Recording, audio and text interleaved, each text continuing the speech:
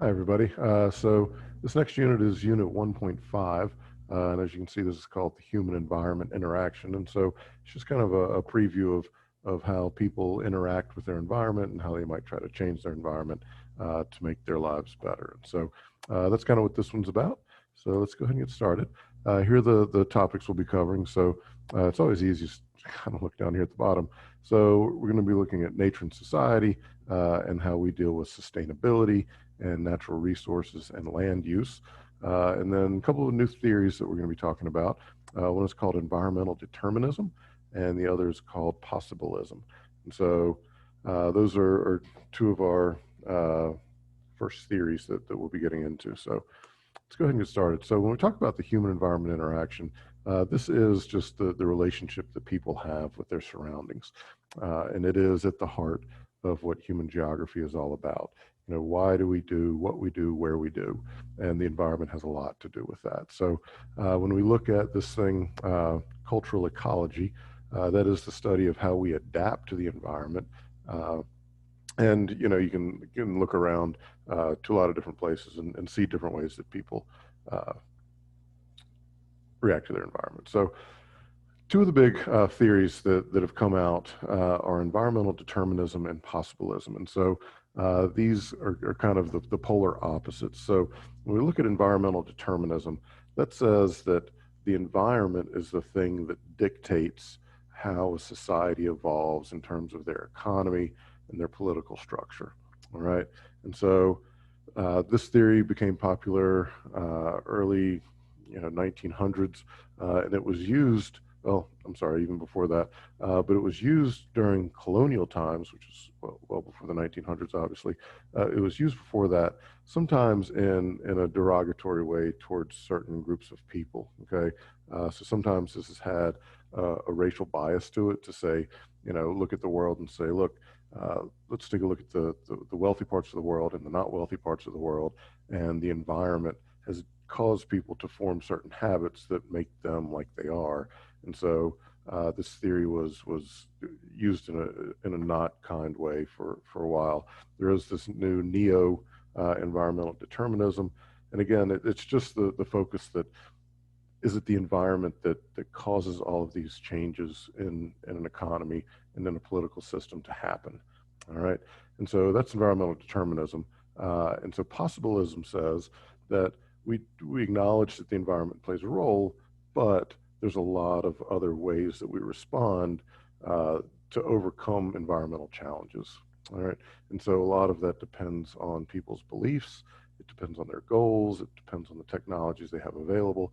And so these two are kind of, at the pole, at the extreme. So here's one, here's the other. And so the truth is we're probably somewhere, we're in the middle somewhere. Uh, and so again, this is not a right or wrong. This is how would you defend one or the other of these. Clearly, the environment plays a big impact, and so the question really is how much of one. Can we overcome it, or does it dictate what we do? Alrighty. And so one of the big things when we talk about the environment is sustainability, and it's not just environmental sustainability. There's four main pillars. Some people put three main pillars, but we'll stick with the four because they kind of fit in with what we've done earlier. And so we've got human sustainability, all right, and that's investment in healthcare, education, things like that.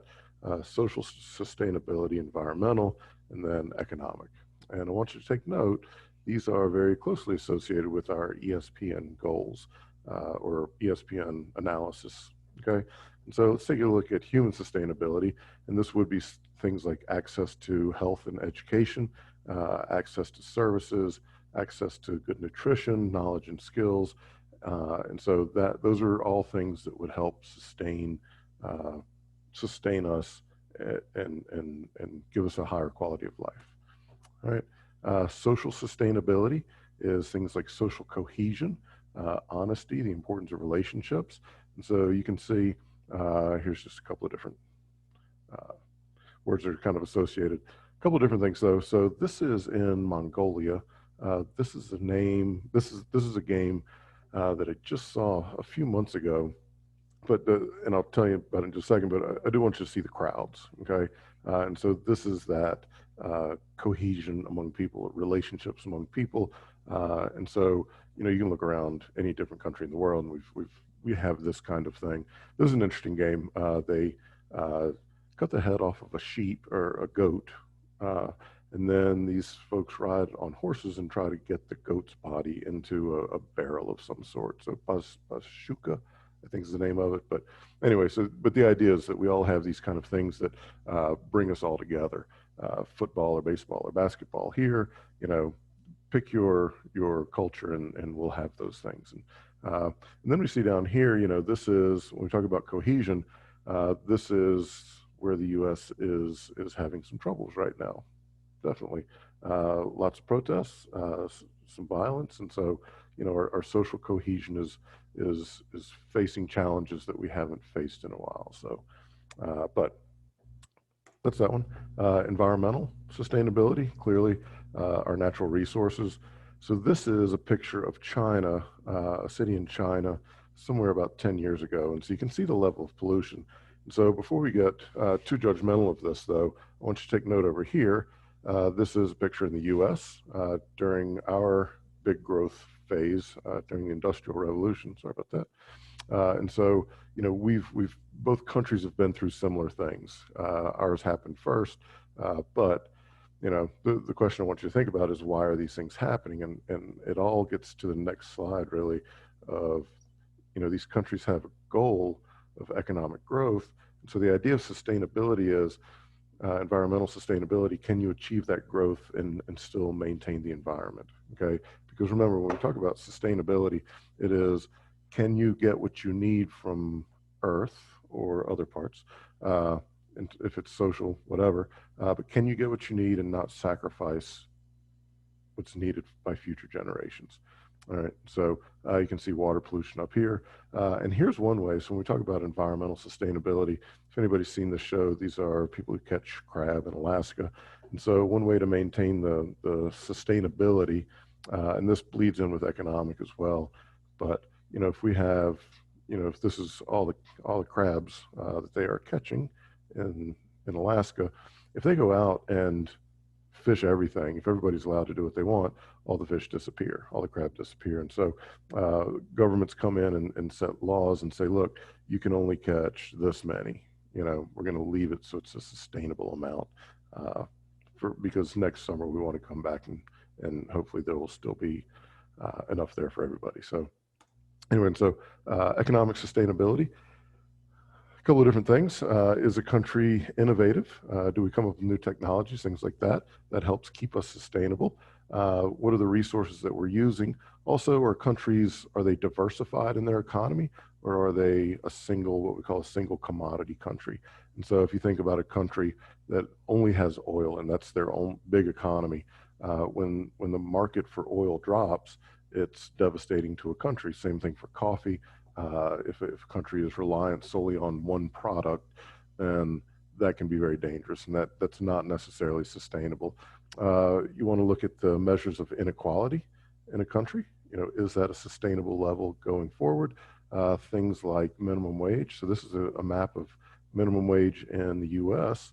And so the federal minimum wage is $7.25, which is, take a look. A lot of these places in the Southeast are still there. Pennsylvania, Wisconsin, you can see it all.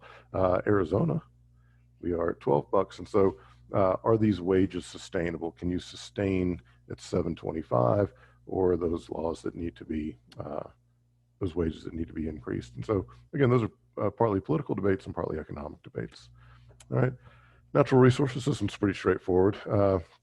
What are the natural resources that we use? Remember, everything that you have was either once in the ground, on the ground, or some form of fashion like that, okay?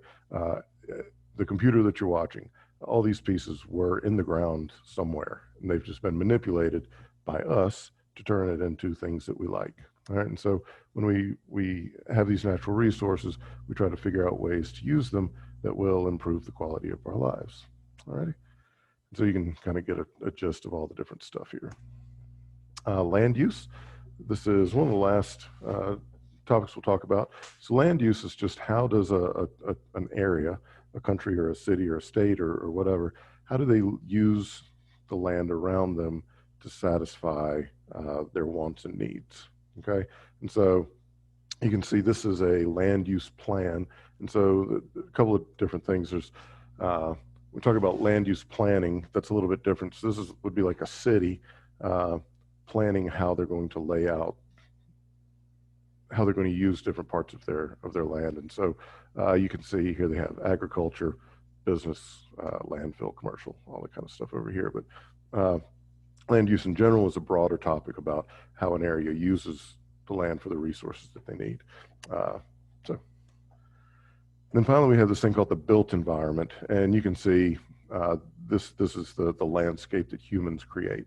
All right, and so here we are. This is, if you haven't been to the campus yet, this is UHS, so you will be here, and we will all be very happy when that happens. Obviously, this is the Hoover Dam, and you can see how we're trying to manipulate the environment to get things out of it. Obviously, a windmill farm there. So, yeah, we'll leave it at that. And so that was it. That was a pretty quick one. Again, this is mostly terms and definitions and theories. We'll work with this in class, do an activity to kind of build on those. So that said, I hope you guys have a great day.